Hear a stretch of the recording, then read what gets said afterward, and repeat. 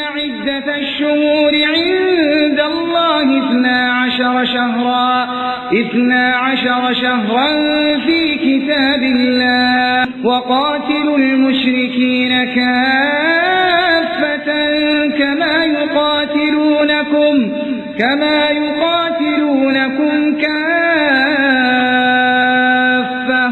واعلموا أن الله مع المتقين.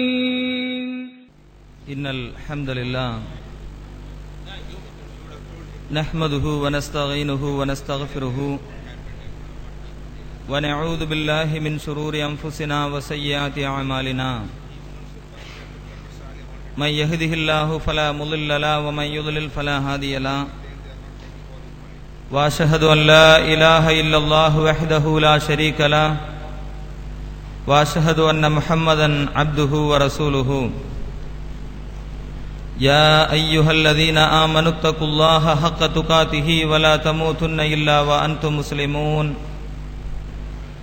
يا أيها الناس اتقوا ربكم الذي خلقكم من نفس واحدة وخلق منها زوجها وبث منهما رجالا كثيرا ونساء واتقوا الله الذي تساءلون به والأرحام إن الله كان عليكم رقيبا.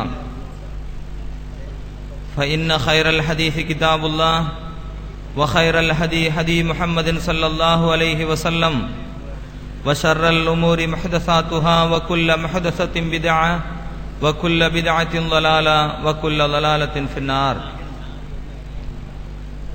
கண்ணியத்திற்கும் பெருமதிப்பிற்கும் உரிய எல்லாம் வல்ல அல்லாஹுவினுடைய அடியார்களே, அல்லாஹுடைய மாபெரும் கிருபையால் ஹிஜ்ரா கமிட்டி ஆஃப் இந்தியா நடத்தி கொண்டிருக்கிற பிறை சம்பந்தப்பட்ட கருத்தரங்க நிகழ்ச்சியில நாம் எல்லாம் இங்கே அமர்ந்திருக்கிறோம். சத்தியத்தை சத்தியமாக புரிந்து அதன் அடிப்படையில் செயல்படுகிற நல்ல உள்ளத்தை அல்லாஹு ரப்புல் ஆலமீன் உங்களுக்கும் எனக்கும் தந்தல்வானாக. கண்ணியத்திற்குரிய சகோதரர்களே, சகோதரிகளே, இஸ்லாமிய மார்க்கத்தில் செய்யக்கூடிய எல்லா இபாதத்துக்களுக்கும் எந்த நேரத்தில் செய்ய வேண்டும், எந்த காலங்களிலே செய்ய வேண்டும், எந்த இடங்களிலே செய்ய வேண்டும், எப்படி செய்ய வேண்டும், எந்த முறைப்படி செய்ய வேண்டும் என்ற ஒரு வழிமுறைகளை அல்லாஹுவும் அல்லாஹுடைய தூதர் நபிகள் நாயகம் ஸல்லல்லாஹு அலைஹி வஸல்லம் அவர்களும் நமக்கு காட்டி தந்திருக்கிறார்கள். இந்த சமூகத்திலே செய்கின்ற நாம் பின்பற்றிக் கொண்டிருக்கிற வழிபட்டுக் கொண்டிருக்கிற தொழுகை, நோன்பு, ஜக்காத்து, ஹஜ் போன்ற எல்லா விஷயத்திற்கும் அதற்கென்று சொல்லப்படுகிற நேரமும் காலமும் வரையறையும் கணக்கீடு முறையும் எல்லாமே கடைபிடிக்க வேண்டிய கட்டாயம் இருக்கிறது. இந்த பிறையை பொறுத்தவரை அந்த விஷயத்தில் மட்டும்தான் இதுவரையிலும் நாம் தெளிவான ஒரு முடிவுக்கு வராமல் நாம் எப்படி வேண்டுமானாலும் கடைபிடிக்கலாம் என்ற ஒரு முடிவுக்கு நாம் எல்லாம் வந்திருக்கிறோம். அந்த நிலையை மாற்றி இஸ்லாமிய மார்க்கம் எந்த விஷயத்திற்கும் முடிவு இல்லாமல் இல்லை. எல்லா விஷயத்திற்கும் தெளிவான முறையில பதில் சொல்லித் தருகிற இஸ்லாமிய மார்க்கத்தில் ஒரு மாதம் எப்பொழுதிலிருந்து துவங்குகிறது, ஒரு நாள் எப்பொழுதிலிருந்து ஆரம்பிக்கப்படுகிறது, ஒரு நாள் எப்பொழுது முடிவடையும் என்ற பல கேள்விகளுக்கு இன்று வரை பதில் தெரியாமல் தான் இருக்கிறது. இந்த விஷயத்தை கிட்டத்தட்ட 10 ஆண்டு காலமாக ஹிஜ்ரா கமிட்டி ஆஃப் இந்தியா ஆராய்ச்சி செய்து பல விஷயங்களை ஆங்காங்கே பல ஊர்களில் பல கேள்வி பதில் நிகழ்ச்சிகளை நடத்தி பல விஷயங்களையும் மக்கள் மத்தியிலே கொண்டு போய் சேர்த்து மிகப்பெரிய அளவில் ஒரு மாற்றத்தை ஏற்படுத்தி இருக்கிறது. இருந்தாலும் இது சம்பந்தமான முழு வகையான ஒரு புத்தகமோ முழு வகையான விளக்கங்களோ அல்லது சமூக மக்களை திரட்டி ஒரு கருத்தரங்கு நிகழ்ச்சியோ இதுவரை இந்த ஹிஜ்ரா கமிட்டி ஆஃப் இந்தியா நடத்தியதில்லை. இன்றைக்குத்தான் அல்லாஹ்வுடைய அருளால் பொதுமக்களை சந்தித்து ஒரு செமினார் நிகழ்ச்சி, ஒரு கருத்தரங்கு மக்கள் மன்றத்திற்கு கொண்டு வந்திருக்கிறோம். இந்த நிகழ்ச்சியில சொல்ல வேண்டிய விஷயங்கள், மக்களோடு பகிர்ந்து கொள்ள வேண்டிய கருத்துக்கள் நிறைய இருக்கிற காரணத்தினால் இந்த சபையில யாருடைய கேள்விகளுக்கும் பதில் சொல்ல இயலாத ஒரு சூழ்நிலையாக இருக்கிறது. அந்த வேதனை எங்களுக்கும் இருக்கிறது. அந்த வேதனையை போக்கும் விதமாக வந்திருக்கிற சகோதரர்கள் கேள்விக்கு பதில் தெரிய வேண்டும் என்ற ஆசை இருக்குமானால், அந்த ஆதங்கம் இருக்குமானால், உங்களுடைய பகுதிகளில் அந்த நிகழ்ச்சியை ஏற்படுத்தி ஹிஜ்ரா கமிட்டி ஆஃப் இந்தியாவை நீங்கள் தொடர்பு கொண்டால் இன்ஷா அல்லாஹ் அந்த நாளது தேதியில அந்த நிகழ்ச்சியில கலந்து கொண்டு உங்களுடைய எல்லா கேள்விகளுக்கும் இன்ஷா அல்லாஹ் பதிலளிப்பதற்கு தயாராக இருக்கிறோம். அதே நேரத்தில் இந்த நிகழ்ச்சியில பல்வேறு மார்க்க அறிஞர்களும் சிந்தனையாளர்களும் இந்த நிகழ்ச்சியில கலந்து கொண்டிருக்கிற காரணத்தினால் அவர்களுடைய கருத்துக்களை முழுமையான அடிப்படையில் அறிந்து பயனடையுமாறு இந்த ஹிஜ்ரா கமிட்டி ஆஃப் இந்தியாவின் சார்பாக உங்களிடத்தில் கேட்டுக்கொண்டு, முதலாவதாக சகோதரர் தாஹிர் சைஃபுத்தீன் அவர்கள் இப்பொழுது உங்களுக்கு மத்தியில் ஹிஜ்ரா கேலண்டர் ஏன் எதற்கு என்ற தலைப்பில் உங்களுக்கு மத்தியில் உரையாற்றுவார். அவர்களை பேச வருமாறு அழைக்கிறேன். வனஹ்மதுஹு வனஸ்தஈனுஹு வனஸ்தக்ஃபிருஹு வனஊது பில்லாஹி மின் ஷுரூரி அன்ஃபுஸினா வ மின் ஸய்யிஆத்தி அமாலினா மை யஹ்திஹில்லாஹு ஃபலா முضில்ல லஹு வ மை யுضலில் ஃபலா ஹாதிய லஹு வ அஷ்ஹது அன் லா இலாஹா இல்லல்லாஹு வஹ்தஹு லா ஷரீக லஹு வ அஷ்ஹது அன்ன முஹம்மதன் அப்துஹு வ ரசூலுஹு அம்மா பஅத். அஊது பில்லாஹி மினஷ் ஷைத்தானிர் ரஜீம். பிஸ்மில்லாஹிர் ரஹ்மானிர் ரஹீம். யா அய்யுஹல்லதீன ஆமனு தக்குல்லாஹ வகூலு கௌலன் சதீதா யுஸ்லிஹ் லக்கும் அமாலக்கும் வ யக்ஃபிர் லக்கும் துனூபக்கும் வ மை யுத்திஇல்லாஹ வ ரசூலஹு ஃபகத் ஃபாஸ ஃபௌஸன் அலீமா. அளவற்ற அருளாளனும் நிகரற்ற அன்புடையனுமாகிய எல்லாமல் அல்லாஹுவின் அழகிய திருநாமம் போற்றி ஆரம்பம் செய்கின்றேன். எல்லாமல் அல்லாஹுவின் சாந்தியும் சமாதானமும் நம் அனைவரும் மீது நின்று நிலவட்டுமாக. அஸ்ஸலாமு அலைக்கும் வரஹ்மத்துல்லாஹி வபரகாத்துஹு.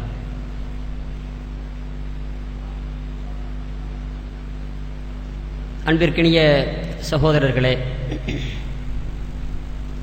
ஹிஜ்ரா கமிட்டி ஆஃப் இந்தியா நடத்தக்கூடிய மனித குலத்தின் காலண்டர் என்ற இந்த ஒரு தலைப்பிலான இந்த நிகழ்ச்சியில் கருத்தரங்கத்தில் நாட்காட்டி காலண்டர் ஏன் என்ற ஒரு தலைப்பின் கீழே சில செய்திகளை உங்களுக்கு மத்தியிலே பகிர்ந்து கொள்ளலாம் என்று நான் வந்திருக்கின்றேன்.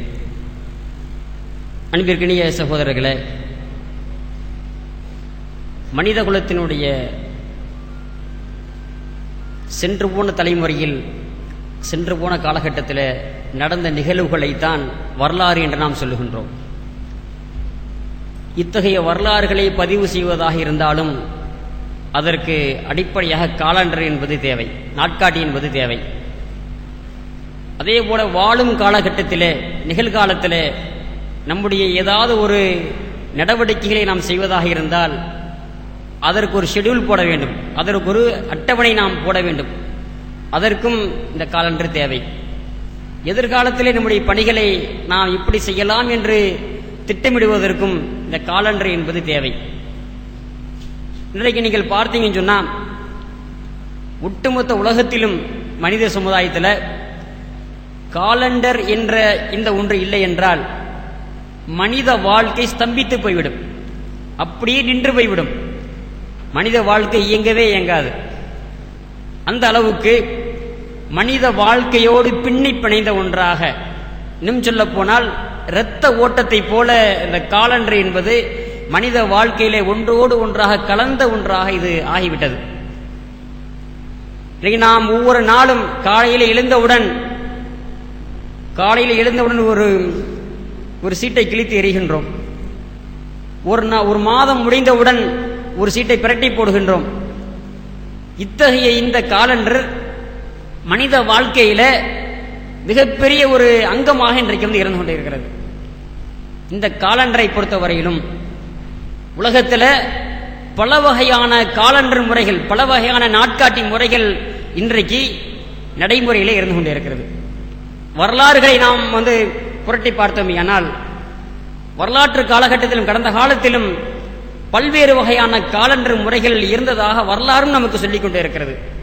ஒரு ஆண்டிற்கு 9 மாதங்களை கொண்ட ஒரு காலண்டர் முறையும் இருந்திருக்கிறது, 10 மாதங்களை கொண்ட ஒரு காலண்டர் முறையும் இருந்திருக்கிறது, 12 மாதங்களை கொண்ட காலண்டர் முறையும் இருந்திருக்கிறது, 13 மாதங்களை கொண்ட காலண்டர் முறையும் உலகத்தில் நடைமுறையில் இருந்ததாக வரலாறுகள் நமக்கு சொல்லித் தருகின்றன. இன்றைக்கு பார்த்தீங்கன்னு சொன்னா இத்தகைய எல்லா காலண்டர் முறைகளிலும் 9, 10, 13 இப்படிப்பட்ட காலண்டர் முறைகளில் எல்லாம் நிறைய தவறுகள் இருக்கின்றன. மனித வாழ்க்கையில அது சகஜ நிலையை அது ஏற்படுத்தவில்லை என்பதை மனிதன் அனுபவபூர்வமாக உணர்ந்து கொண்டு மனித சமூகம் எந்த முடிவுக்கு வந்திருக்குன்னு சொன்னா 12 மாதங்களை கொண்ட காலண்டர் முறையில் தான் சரியான தீர்வுகளை நாம் அடைய முடியும் என்ற ஒரு விஷயத்தை கிட்டத்தட்ட உலகம் தோன்றிய காலத்திலிருந்து ஆய்வு செய்து அனுபவப்பட்டு ஒரு 450 ஆண்டுகளுக்கு முன்னாடி தான் 12 மாதங்கள் கொண்ட காலண்டர் முறைதான் மனித சமுதாயத்திற்கு சரியான தீர்வுகளை தரும் என்ற ஒரு முடிவுக்கு மனிதன் வந்திருக்கிறான் 450 ஆண்டுகளுக்கு முன்னாடி. இவையெல்லாம் வரலாற்று நிகழ்வுகள்.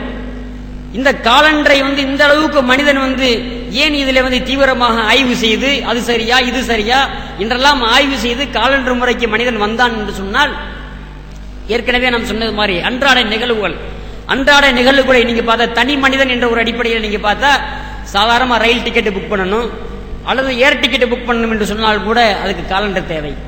ஒரு அரசாங்கம் என்ற ஒரு அடிப்படையில் நீங்க பாத்தீங்கன்னு சொன்னா ஒரு அரசாங்கம் ஒரு உத்தரவுகளை போட ஒரு ஜீவோ அரசு ஆணைகளை பிறப்பிப்பதற்கு நிச்சயமாக காலண்டர் என்பது அது தேவை.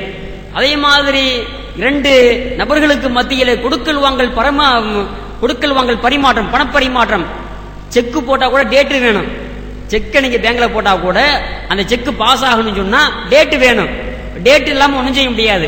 இப்படி மனிதனுடைய வாழ்க்கையில எல்லா தேவைகளுக்குமே இந்த காலண்டர் என்பது நாட்காட்டி என்பது அவசியம் என்பதை உணர்ந்த காரணத்தால தான் கடந்த காலத்தில் வாழ்ந்த மனிதர்கள் எல்லா வகையான காலண்டர் முறைகளையும் ஆய்வு செய்து இறுதியாக 12 மாதங்கள் கொண்ட காலண்டர் முறையில் தான் இதில் தான் தீர்வு இருப்பதாக இதை ஒரு 450 ஆண்டுகளுக்கு முன்னாடி மனிதனுக்கு சொல்லி தந்து போயிருக்கிறாங்க. ஆனால் இந்த மனிதனை படைத்த அல்லாஹ் ஒட்டுமொத்த உலகையும் பிரபஞ்சத்தை படைத்த ரப்புல் ஆலமீன் 1400 ஆண்டுகளுக்கு முன்னாடி நபிகள் நாயகம் ஸல்லல்லாஹு அலைஹி வஸல்லம் அவர்கள் மூலமாக இந்த காலண்டருக்குரிய சட்டங்களை ஒன்றன் பின் ஒன்றாக சொல்லித் தருகின்றான். காலண்டர் என்று நாம் நினைக்கின்றோம். இந்த மார்க்கத்தில் அதாவது மனித வாழ்க்கையோடு பின்னி பிணைந்த எல்லாவற்றுக்குமே மார்க்கத்தை தொடர்பு இருக்கிறது. நாம் அறிந்தோ அறியாமலோ நம்மில் இருக்கின்ற ஒவ்வொருவரும் சொல்லுகின்றோம். நம்மில் இருக்கின்ற ஆலிம்களும் சரி ஆலிம்கள் இல்லாத பாமர மக்களும் சரி அறிந்தோ அறியாமலோ சொல்லுகின்றோம் இஸ்லாமிய மார்க்கத்தில் எல்லா பிரச்சனைகளுக்கும் தீர்வு இருக்கிறது, எல்லா துறைகளுக்கும் வழிகாட்டி இருக்கிறது என்று நம்முடைய வாய்கள் முன்மொழித்துக் கொண்டிருக்கின்றன, நம்முடைய உள்ளங்கள் சொல்லிக் கொண்டிருக்கின்றன. அறிந்து சொல்கின்றோமா அறியாமல் சொல்கின்றோமா தெரியாது. ஆனால் மனித வாழ்க்கையோடு பின்னி பிணைந்து போன இந்த காலண்டர் என்ற இந்த துறைக்கு இஸ்லாமிய மார்க்கம் வழிகாட்டி இருக்கிறதா என்ற கேள்வியை என்றைக்காவது நம்மில் யாராவது எழுப்பி இருக்கின்றோமா? நீ பாருங்க, மனித வாழ்க்கையோடு பின்னி பிணைஞ்சிருச்சு, ரத்த ஓட்டம் மாதிரி இருக்கிறது, காலண்டர் இல்லை என்ற வாழ்க்கை ஸ்தம்பிச்சு போயிரும். இப்படிப்பட்ட இந்த துறைக்கு இஸ்லாமிய மார்க்கம் வழிகாட்டி இருக்குமா இருக்காதா என்ற ஒரு கேள்வியை நம்மில் நிச்சயமாக எழுப்பாவிட்டால் கூட எழுப்பி ஆக வேண்டும். அந்த அடிப்படையில் இஸ்லாமிய மார்க்கம் தெளிவான வழிகாட்டுதலை சொல்லித் தருகிறது. அல்லாஹ் தஆலா தன்னுடைய திருமறை வேதத்தில் காலண்டர் என்ற இந்த துறைக்கான முதல் சட்டத்தை அருளுகிறான். முதல் சட்டம் அல்லாஹ் தஆலா சொன்னா பாருங்க, 9வது அத்தியாயம் சூரத்து தௌபா 36வது வசனத்தில் அல்லாஹ் தஆலா சொல்லித் தரான், இன்ன இத்தத இன்தல்லாஹி 12 ஷஹரன் ஃபீ கிதாபில்லாஹி யௌம ஹலக்கஸ் ஸமாவாதி வல் அர்த். அல்லாஹ் தஆலா சொல்லித் தரான், நிச்சயமாக வானங்களையும் பூமியையும் படைத்த நாளிலிருந்து அல்லாஹ்வுடைய பதிவேட்டில் மாதங்கள் என்பது 12 தான். முதல் சட்டம் காலண்டர் என்ற இந்த துறைக்கான முதல் சட்டம் அல்லாஹ் தஆலா வகுத்து தருகின்றான். இவ்வளவு மனிதன் தோன்றிய காலத்திலிருந்து அனுபவித்து ஆராய்ச்சி செய்து மனிதன் 450 ஆண்டுகளுக்கு முன்னாடி சொல்றான் 12 மாதங்கள் தான் சரியானது என்று. அல்லாஹ் தஆலா 1400 வருஷத்துக்கு முன்னாடி சொல்றான் மாதங்கள் என்பது 12 தான். மாதங்கள் 12 என்பது 1400 வருஷமாகவா இல்ல, யோம ஹலக சமாவாதி வல்லர், வானங்கள் பூமியும் படைக்கப்பட்ட நாளிலிருந்து மாதங்கள் என்பது 12 தான் என்பதாக காலண்டர் என்று சொல்லக்கூடிய இந்த நாட்காட்டி என்று சொல்லக்கூடிய இந்த துறையின் இந்த வந்து டிபார்ட்மெண்ட் முதல் சட்டத்தை அல்லாஹ் தஆலா அருளியதன் மூலமாக ஒரு நாட்காட்டி என்று இருக்குமேயானால், ஒரு கலண்டர் என்று இருக்குமேயானால் அதுக்கு 12 மாதங்களை தவிர வேறு ஒன்றும் கிடையாது. அதை விட கூடவும் செய்யாது, குறையவும் செய்யாது.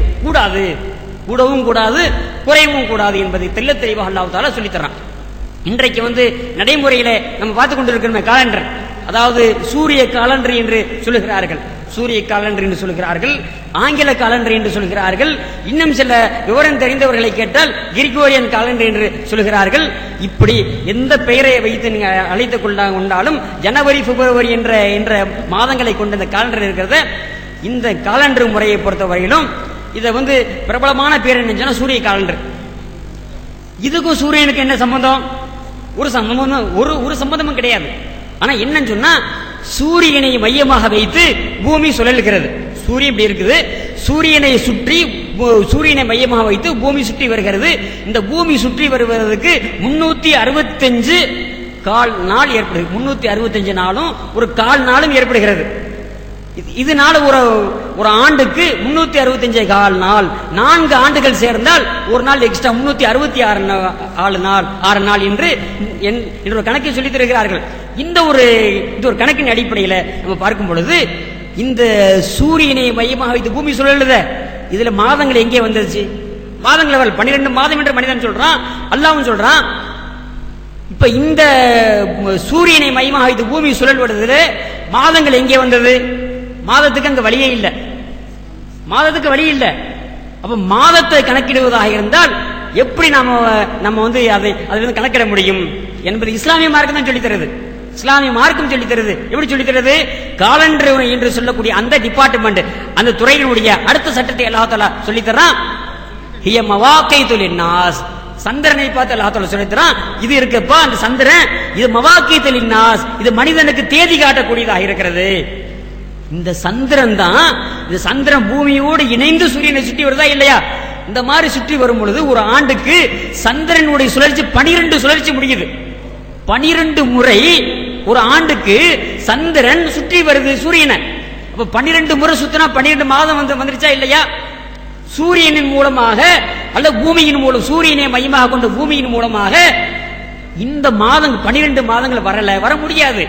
சந்திரனை அடிப்படையாக கொண்டு நீங்கள் பார்த்தால் சந்திரன் வந்து அந்த சூரியனை சுற்றி வரும் பொழுது 12 முறை சுற்றி வருகிறது ஆண்டுக்கு. அப்ப 12 மாதங்கள் வந்து விடுகிறது என்ற ஒரு அடிப்படையிலே தான் அல்லாஹ் தஆலா தெளிவாக சொல்லித் தருகிறான். ஹிய மவாகைதுல் லின்னாஸ், இது மனிதனுக்கு தேதி காட்டக்கூடியதாக, இது வந்து மாதங்களை காட்டக்கூடியதாக, இது வந்து நாட்காட்டியாக இருக்கிறது என்று ஒரு விஷயத்தை அல்லாஹ் தஆலா நமக்கு வந்து சொல்லித் தருகிறான். ஆனா இன்றைக்கு இருக்கக்கூடிய இந்த காலண்டர் முறை இருக்கிறது, இந்த காலண்டர் முறையை இவங்க என்ன சொல்றாங்க, இது வந்து சீசனல் காலண்டர்.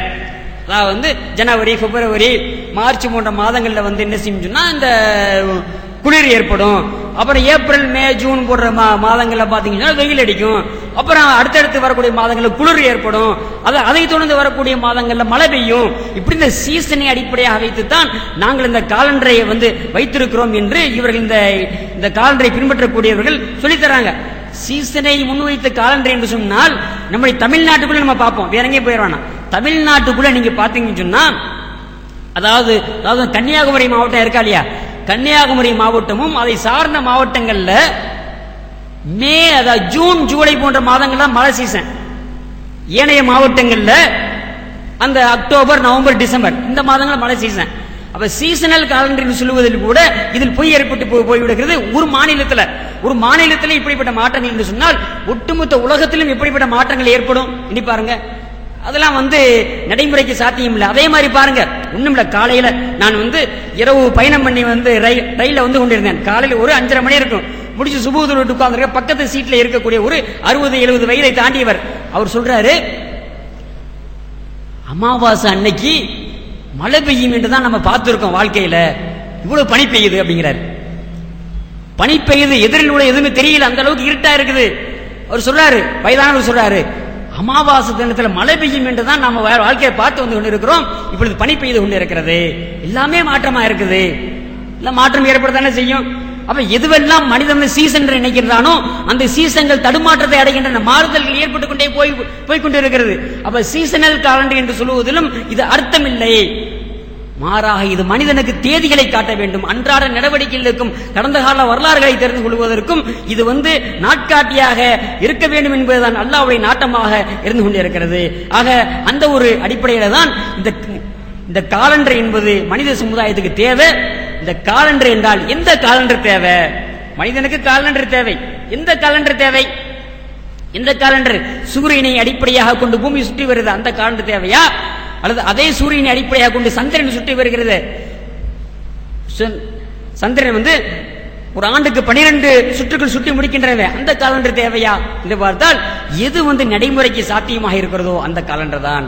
எந்த காலண்டரில் குறைபாடுகளும் எந்த காலண்டரில் பிழைகளும் இருக்கிறதோ அந்த காலண்டரை தூக்கி எறிய வேண்டியதுதான் மனிதன் ஒரு அறிவுபூர்வமாக சிந்திக்கக்கூடிய மனிதன் செய்ய வேண்டிய வேலையாக இருக்கும். இந்த காலண்டரை நீங்க பாத்தீங்கன்னு சொன்னா 4 ஆண்டுகளுக்கு ஒரு முறை ஒரு நாளை கூட்டுகிறார்கள். லீப் இயர் என்ற பெயரில் 4 ஆண்டுகளுக்கு ஒரு முறை ஒரு நாளை கூட்டுகிறார்கள்.